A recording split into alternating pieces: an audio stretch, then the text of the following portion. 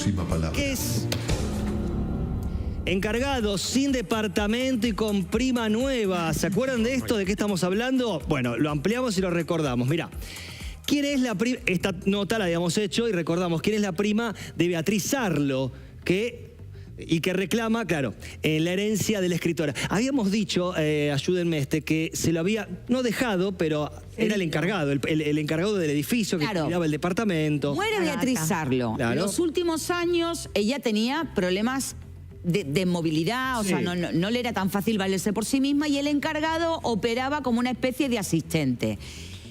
Cuando fallece Beatriz Sarlo aparecen dos manuscritos escritos a mano que se tenían que peritar, recuerdan que nos habíamos quedado ahí, donde en uno decía que le dejaba el departamento y luego otro con otra fecha donde aclaraba que también le dejaba el cuidado su gato. En esas instancias estaban cuando aparece el ex marido con el que hacía como tropecientos mil millones de años que no se veía, el marido estaba viviendo en otro país con otra señora, ella incluso había tenido una relación muy larga con otro señor, pero claro, nunca se había divorciado de este. Entonces este entra a cuadro y dice, che, pará, de mí nunca se divorció, el departamento no puede quedar a nombre del encargado por más que ella lo haya dejado escrito porque todavía está casada conmigo. Era un testamento hológrafo. Holográfico. Holográfico, bueno, exacto. ¿Qué dice la justicia? No, señor, usted no puede entrar a cuadro, lo vamos a debatir en la justicia porque usted lleva no sé cuántos años con otra señora, ella ya tuvo otra relación, o sea que ustedes dejaron de convivir, por lo tanto, el papelito de que ustedes están casados no vale. Válido. Entonces la justicia de repente recibe otra notificación y entra a cuadro una señorita de 87 años que dice ser la prima de Beatriz Sarlo. Y ahí vino a y en el medio, claro, pará, y en el medio también ¿quién estaba? El gobierno de la ciudad. Porque cuando no hay herederos, claro, y lo puede rematar, ¿no es cierto? El departamento pasa al Estado y el Estado lo que hace es rematar el departamento. O sea que en ese momento estaban el encargado, el exmarido, el gobierno de la ciudad. Y testamento holográfico. Claro. Y con el perito ahí viendo si el testamento era real, no era real, si estaba firmado o no.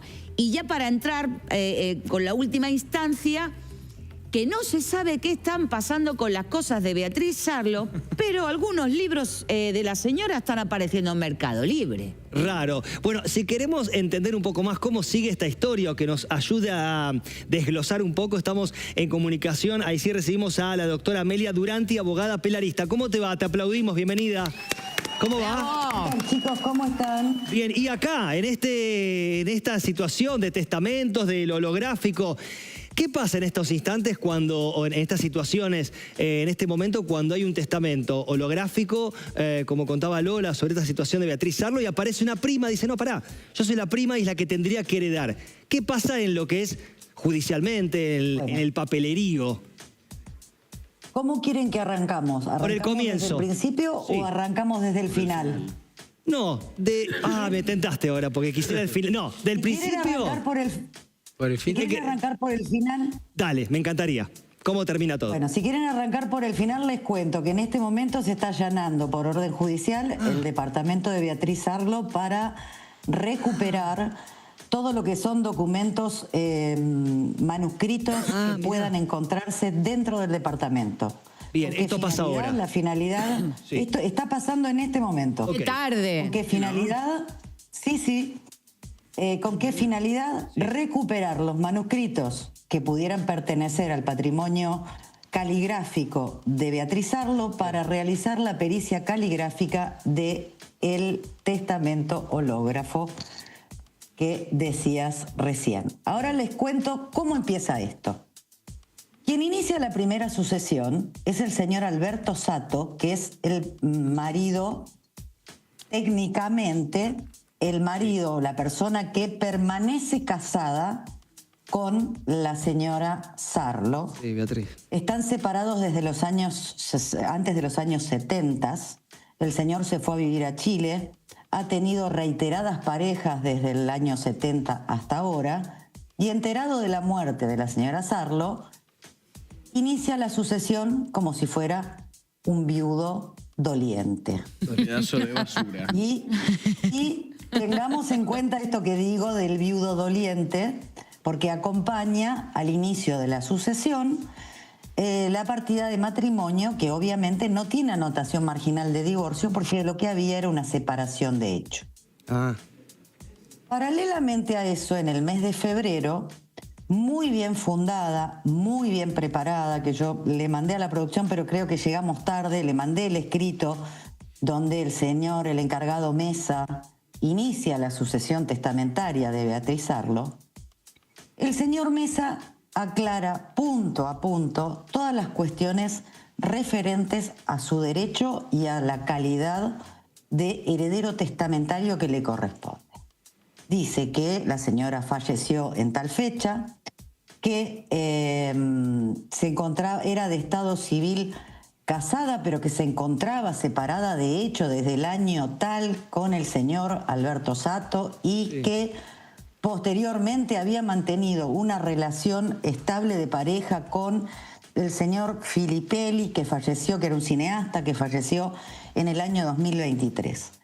Acompaña los dos escritos, la carilla en original, diciendo que ese era el testamento que le había dejado la señora Sarlo. correcto.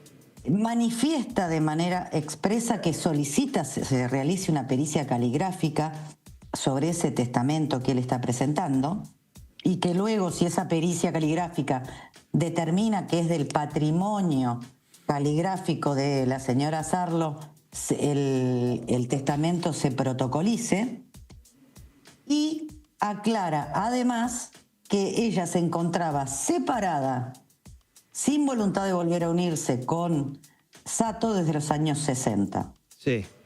Y además hace otra aclaración, que el departamento que la señora le cedió, la señora lo compra en el año 2004 y que había denunciado que era de estado civil soltera. Sí. O sea, tenemos acá elementos como para divertirnos. Ahora ¿Qué sucede entonces? Sí, dale. Cuando se inicia la sucesión testamentaria, el juzgado, cuando cualquier abogado inicia una sucesión de una persona, Sí. Queda registrado en lo que se denomina registro de juicios universales, que se inició la sucesión de Juan Pérez, número de documento tal, fecha de nacimiento tal, hijo de fulano y mengano. ¿Por qué? Para evitar que se generen múltiples sucesiones respecto de una misma persona y en todo caso, si se generan múltiples sucesiones, terminen recayendo y siendo resueltas por un mismo juez si se trata de la misma persona. Amelia, perdón, pero disculpa, pero digo, para los pasos siguientes, ¿cómo sería esa división, si existiría esa división para, o puede existir para el encargado, para la nueva prima, digamos, eso puede definirse de una manera concreta este año o es para uno o es para otro? En primer lugar, ahora el expediente está en la Cámara de Apelaciones porque el señor Sato apeló porque lo dejaron fuera, lo excluyeron como heredero, atento que se encontraba separado, de hecho sin voluntad de volver a unirse. Sí. Primera decisión que toma la justicia. El señor, el marido lo apela, no creo que tenga éxito porque el Código Civil es claro y taxativo. Hay un artículo específico en el Código Civil argentino, el 2347, que dice que la persona que se encuentra separada sin voluntad de volver a unirse o por decisión judicial no tiene derecho a heredar por más que figuren como casados. Ahora, perdón que te interrumpa. Primera cuestión. Perdón que te interrumpa. Sí, y ya en ese caso digo, porque esto es una cosa que le puede servir a un montón de gente que nos está escuchando, que nunca realizó el trámite de divorcio. ¿Cuánto tiempo tiene que pasar desde que se detuvo la convivencia como para que se dé por hecho que aunque estén casados formalmente, no son herederos? No es cuestión de plazo, sino es una cuestión subjetiva. Es la voluntad de no volver a unirse y no volver a convivir. Es decir, si bien hay parejas que de hecho no conviven, el hecho es no volver a convivir en estado de familia, es decir, en estado de pareja. En estado de familia. Y tener sucesivas nuevas parejas, que sucedió con los dos, porque de hecho ella estuvo desde muchos años con el señor Filipelli y él tuvo otras parejas estando en Chile. No, de hecho, el no convivir, como vos bien decís, yo tengo entendido que después de la última reforma está permitido, porque se entendió que había familias que no podían convivir, familias ensambladas donde a lo mejor, por ponerte un caso muy extremo, había un chico discapacitado donde la casa estaba armada para él y es un caso que yo conozco, y la mujer dijo, no, yo tengo mi pareja, que él vive en otro departamento, estamos casados, pero él vive con sus hijos y yo vivo con los míos, y por la temática que tiene la educación de mi hijo, que es discapacitado, yo no me quiero mover de mi casa. Y sin embargo es un matrimonio que, bueno, le pasó a Jorge Lanata con Elba Marco Vecchio, Sí, ¿no? exactamente. No convivían. Amelia, gracias por esta primicia del allanamiento, pero seguramente te molestaremos la semana que viene, en estos días, para ver qué pasa después de esto, que es el otro capítulo y novedad. Gracias por esta conexión, ¿eh? Muchas gracias, Amelia. Gracias, chicos. Nos Hasta vemos, luego, hasta ¿eh? luego. La doctora Amelia Durati con nosotros. Señores, ahora sí, ¿a quién le pone la